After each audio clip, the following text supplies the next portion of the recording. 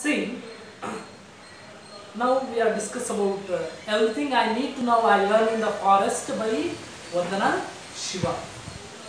In the page number 24, Navadanya, the movement for biodiversity conservation and organic farming that I started in 1987. Vandana Shiva, she started the Navadanya farm in 1994.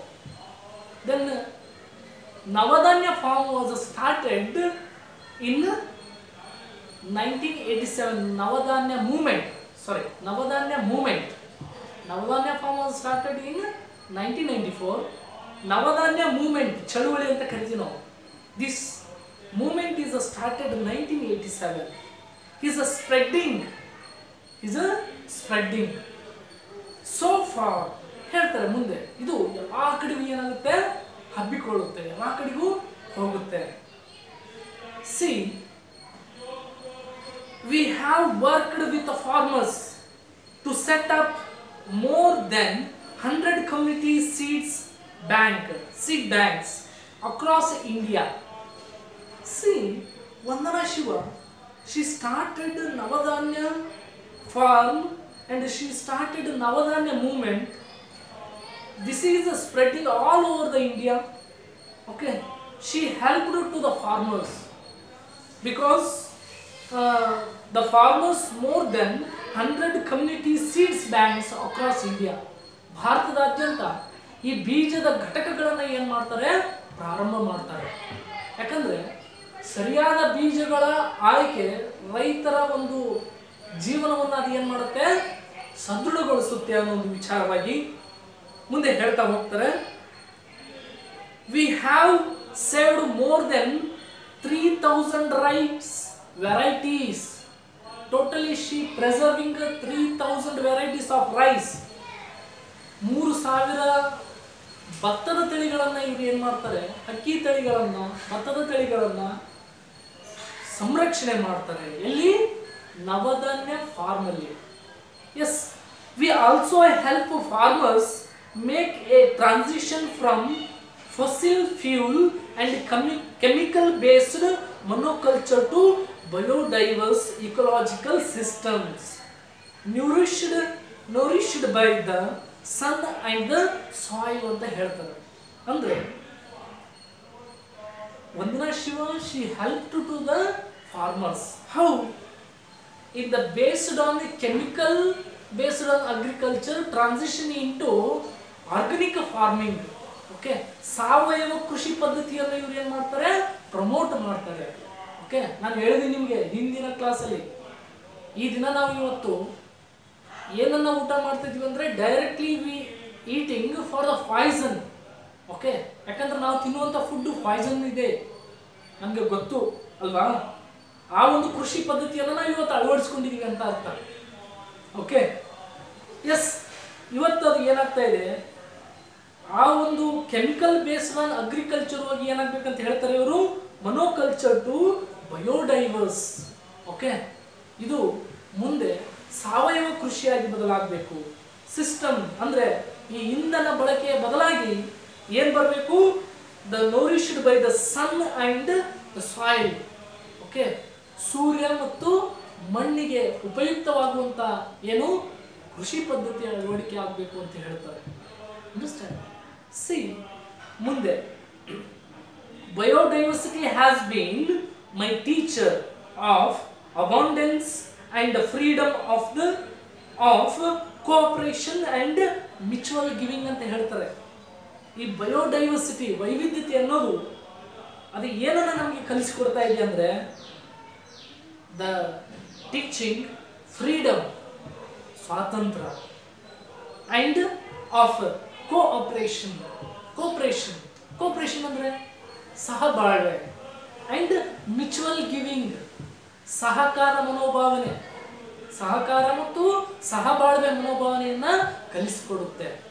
ನಾವು ರೈತರೆಲ್ಲ ರಸಗೊಬ್ಬರ ಸಿಗ್ತಾ ಇಲ್ಲ ಅಂತಂದೇಳಿ ಆ ಅಂಗಡಿಗಳಿಗೆ ಹೋಗಿ ಗಲಾಟೆ ಮಾಡಿ ಅಲ್ಲಿ ಎಲ್ಲ ನಾವು ರಸಗೊಬ್ಬರ ಸಿಗದೆ ನಾವು ಕಷ್ಟವನ್ನ ನಷ್ಟವನ್ನ ಅನುಭವಿಸಿ ಗುಂಡೇಟು ತಿಂದಂತ ಬಂದಂತ ಉದಾಹರಣೆಗಳಿದಾವೆ. ಬಟ್ ರೈತರಿಗೆ ಆ ಸಾವಯವ ಕೃಷಿ ಯಾವ ರೀತಿ ನಮಗೆ ಹೆಲ್ಪ್ ಆಗುತ್ತೆ ಅನ್ನೋದು ಗೊತ್ತಾಗ್ತಾ ಇದೆ. ನಾನು ಹೇಳಿದಿನಲ್ಲ, we are fallible to understanding the biodiversity in modern days. Okay, ಏಕರೂಪದ ಬೆಳೆಗಳನ್ನು ಬೆಳೀತಾ ಇದೀವಿ ನಾವು, ಒಂದೇ ತಳಿಯಾಗಿರುವಂಥ ಬೆಳೆಗಳನ್ನು. We don't know that what is the value of diversity of life. Biodiversity ಆಗಿರುವಂಥ ವೈವಿಧ್ಯಮಯವಾಗಿರುವಂಥ ಬೆಳೆಗಳನ್ನು ಬೆಳೀತಾ ಇಲ್ಲ. ಓಕೆ, ಮುಂದೆ ಹೇಳ್ತಾರೆ ಮನುಷ್ಯ ನೋಡಿ, rights of nature on the global stage. ಜಾಗತಿಕ ಹಂತದಲ್ಲಿ, ಓಕೆ, ಜಾಗತಿಕ ಹಂತದಲ್ಲಿ ಪ್ರಾಕೃತಿಕ ಹಕ್ಕುಗಳು ಅಂತಂದು ಹೇಳಿ.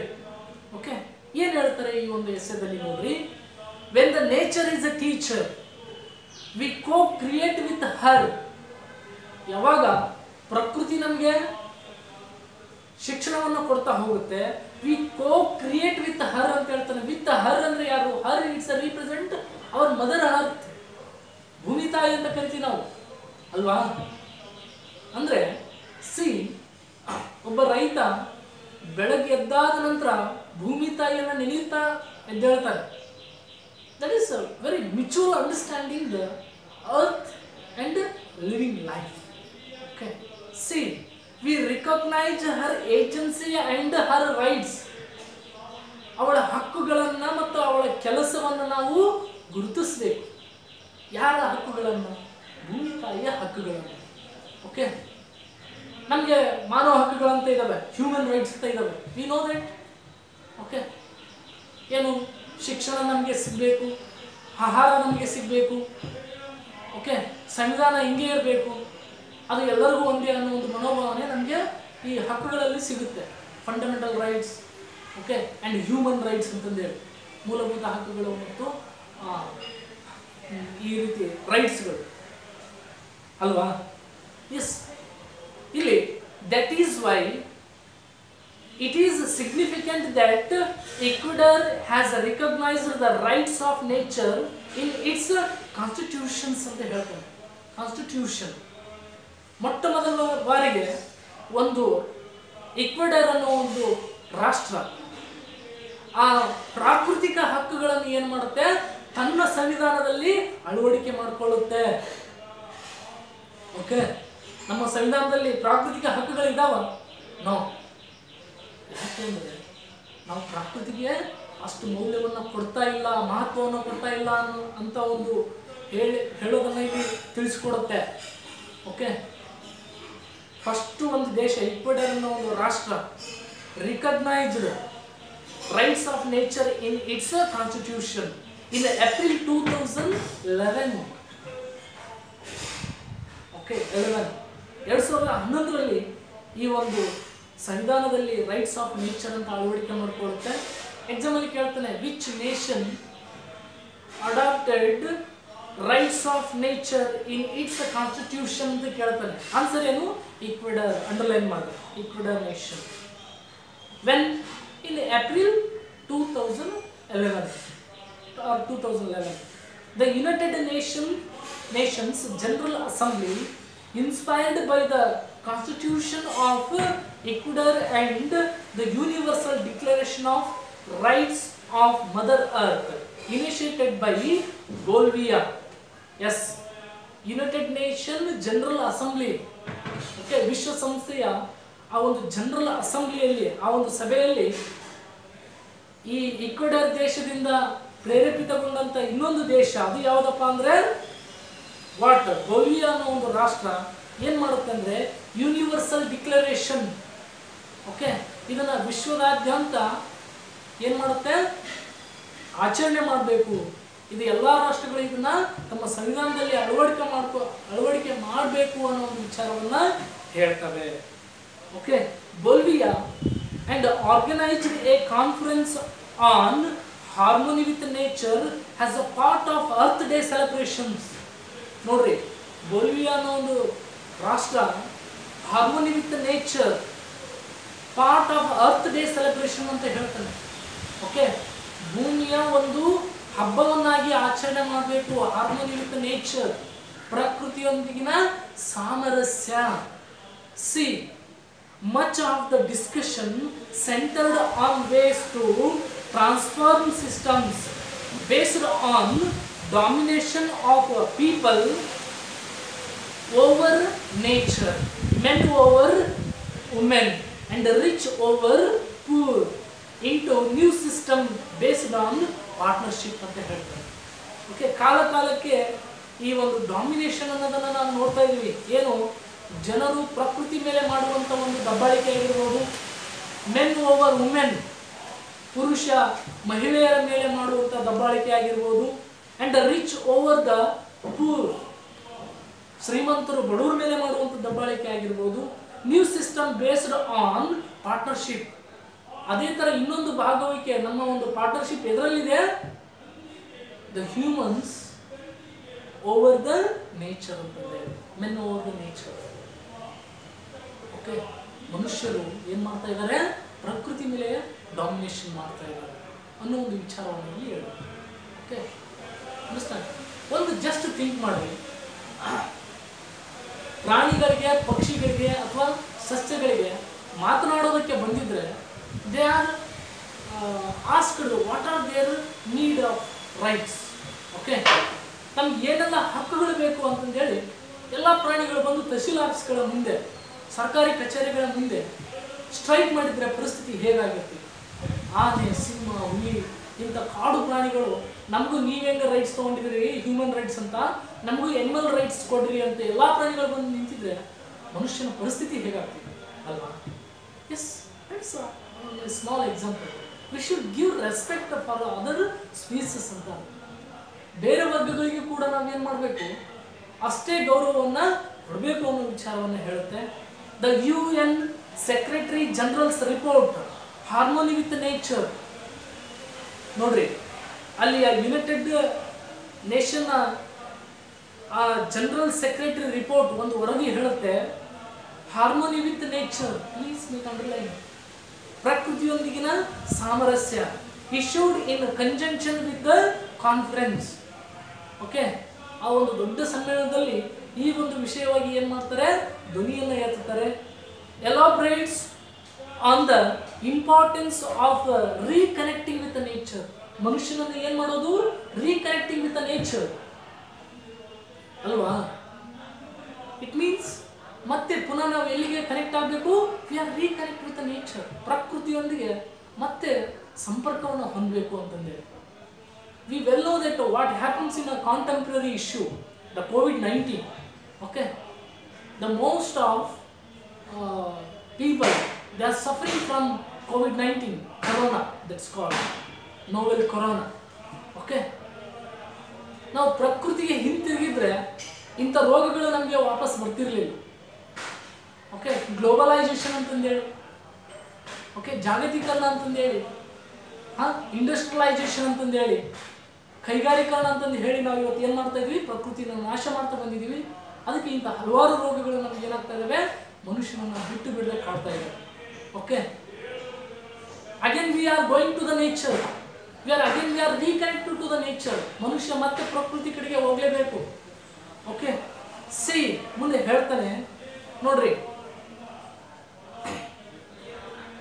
Ultimately environmentally destructive behaviors is the result of failure to recognize that human beings are an inseparable part of nature and that we cannot damage it without severely damaging ourselves. Okay, ನೋಡ್ರಿ, ನಾವು ಇದನ್ನ ಏನಾದರೂ failure to understand, ಪ್ರಕೃತಿಯಿಂದ ಮನುಷ್ಯ okay ಅನ್ನೋ ಭಾವನೆ ಏನಿದೆಯಲ್ಲ, ಯಾಕಂದರೆ ಪ್ರಕೃತಿಯಿಂದಲೇ ನಾವು ಏನಾಗಿದ್ದೀವಿ, ಬೆಳೆದಿದ್ದೀವಿ. ಓಕೆ, ನಾವು ಇದನ್ನೇನಾದರೂ ಅರ್ಥ ಮಾಡ್ಕೊಳ್ಳೋದ್ರಲ್ಲಿ ವಿಫಲ ಆದರೆ ಏನಾಗುತ್ತೆ ಅಂತ ಹೇಳ್ತಾನೆ, ಕೇವಲ ಅದು ಪ್ರಕೃತಿ ಅಷ್ಟೇ ನಾಶ ಮಾಡಲ್ಲ, ಮನುಷ್ಯ ತನಗೆ ತಾನೇ ಹಾನಿಯನ್ನು, ಕೆಡುಕನ್ನು ಉಂಟು ಮಾಡಿಕೊಂಡಂಗೆ ಅಂತ ಹೇಳ್ತಾರೆ. ಓಕೆ, ಚಾರ್ಲ್ಸ್ ಡಾರ್ವಿನ್ ಥಿಯರಿ ಕೇಳ್ತೀವಿ ನಾವು, ಇವ್ಯಾಲ್ಯುಯೇಷನ್ ಕಾನ್ಸೆಪ್ಟ್, ಇವ್ಯಾಲ್ಯುಯೇಟೆಡ್ ಕಾನ್ಸೆಪ್ಟ್, ಮಂಗನಿಂದ ಮಾನವ ಅಂತಂದೇಳಿ. ಓಕೆ, ಅಂದರೆ ನಮ್ಮ ಪೂರ್ವಿಕರು ಈ ಹಿಂದಿನ ನಮ್ಮ ಈ ಇವ್ಯಾಲ್ಯುಯೇಷನ್ ವಿಕಸನ ಆಗಿದ್ದು ಕಾಡಿನಿಂದನೇ. Okay, ಅನ್ನಿಸ್ತಾರೆ.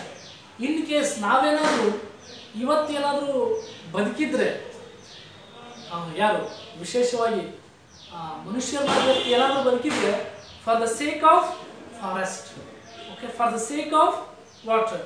Nature, okay, we understand. Yes, ಇನ್ನು ಹೇಳ್ತಾ ಹೋಗ್ತಾನೆ, separatism is indeed at the root of disharmony with the nature and violence against nature and people ಅಂತ ಹೇಳ್ತಾನೆ. See, disharmony, ಪ್ರಕೃತಿಯೊಂದಿಗೆ ಸಾಮರಸ್ಯ, ಹಾರ್ಮೋನಿ ವಿತ್ ನೇಚರ್. ಡಿಸ್ಹಾರ್ಮೋನಿ ಅಂದರೆ ಇಟ್ಸ್ ಇಂಬ್ಯಾಲೆನ್ಸ್ ಆಫ್ ನೇಚರ್. ಒಂದು ವೇಳೆ ಪ್ರಕೃತಿಯಲ್ಲಿ ಏನಾದರೂ ತಾರತಮ್ಯ ಆಗಿತ್ತು ಅಂದರೆ, ಪ್ರಕೃತಿಯಲ್ಲಿ ಏನಾದರೂ ಹೆಚ್ಚು ಕಡಿಮೆ ಆಯಿತು ಅಂದರೆ, we are damaging our self ಅಂತ ಅರ್ಥ. Okay, C in the next class we are discuss about the page number 25. Separatism is indeed that paragraph. Yes. See, ನಾನು ಹೇಳಿದೆ ನಿಮಗೆ ಮಂಗನಿಂದ ಮಾನವ ಅಂತಂದೇಳಿ ಕಾನ್ಸೆಪ್ಟ್. ಇನ್ ಕೇಸ್ ಇವತ್ತೇನಾದ್ರು ಚಾರ್ಲ್ಸ್ ಡಾರ್ವಿನ್ ಬದುಕಿದ್ರೆ, ಮಂಕಿ ಏನು ಮಾಡ್ತಾ ಇತ್ತು, ಮಂಗ ಚಾರ್ಲ್ಸ್ ಡಾರ್ವಿನ್ನ ಒಂದು ಕಾಲರ್ ಹಿಡಿದು ಕೇಳ್ತಿತ್ತಂತ ಒಂದು ವಾಟ್ಸಪ್ ಒಂದು ಮೆಸೇಜಲ್ಲಿ ನೋಡಿದೆ ನಾನು. ಚಾರ್ಲ್ಸ್ ಡಾರ್ವಿನ್ನ ಕಾಲರ್ ಹಿಡ್ಕೊಂಡು ಕೇಳ್ತಾ ಇತ್ತು, don't compare to me with these rascals ಅಂತಂದೇಳಿ. ಓಕೆ, ಮಂಗನಿಂದ ಮಾನವ ಅಂತ ಹೇಳಿದೆಯಲ್ಲ, ಇಂಥ ಕೆಟ್ಟ ವ್ಯಕ್ತಿಗಳ ಜೊತೆಗೆ ನನ್ನನ್ನು ಕಂಪೇರ್ ಮಾಡಿ ನನ್ನ ಗೌರವವನ್ನು ಕಳಿಬೇಡ ಅನ್ನೋ ಒಂದು ವಿಚಾರವನ್ನು ಹೇಳ್ತಾರೆ. ಯಾಕಂದರೆ ಮಂಗನಿಂದ ಮಾನವ, ಇವತ್ತು ಮತ್ತೆ ಮಾನವನಿಂದ ನಾವು ಏನಾಗ್ತಾ ಇದ್ವಿ, again we are become monkey in the what, for the sake of what, the effect of industrialisation and globalisation ಅಲ್ವಾ. Just you understand the lesson. Okay, yes, I will take tomorrow. Thank you.